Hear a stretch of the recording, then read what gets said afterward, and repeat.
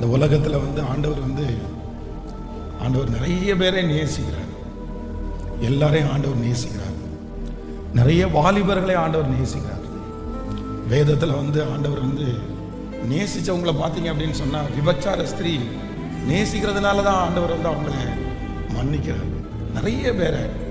ஆனால் எல்லாரையும் ஆண்டவர் நேசித்தாலும் ஒரு சிலரை மட்டும்தான் ஆண்டவர் என்ன பண்ணார்னா நம்பினார்.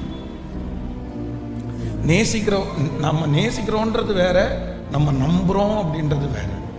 நம்ம நேசிக்கிறோம் அப்படின்றதுக்கு அடையாளம் என்ன அப்படின்னு சொன்னால், அவங்கள பார்த்து ஒரு பிரைஸ் தலர் சொல்லுவோம், அவங்களுக்கு ஒரு சாக்லேட் வாங்கி கொடுப்போம், அவங்கள சாப்பிட போகும்போது கூட்டிகிட்டு போவோம். நேசிக்கிறதுக்கு பலவிதமான அடையாளங்கள் இருக்குது.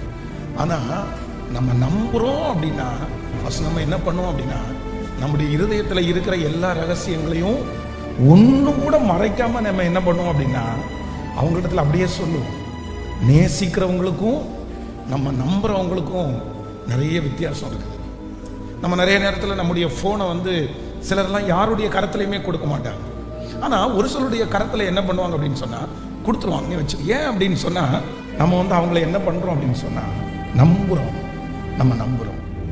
உனக்கு மறைவானது ஒன்றும் இல்லைப்பா, உனக்கு நான் எதுவும் மறைக்கலை, நான் உன்னை நம்புகிறேன், நீ எனக்கு பெஸ்ட் ஃப்ரெண்டு, நீ நல்ல ஃப்ரெண்டு, நீ என்னை விட்டு கொடுக்க மாட்டேன், நீ என்னை காமிச்சு கொடுக்க மாட்டேன், என்னுடைய உணர்வு என்ன அப்படின்றது உனக்கு புரியும்.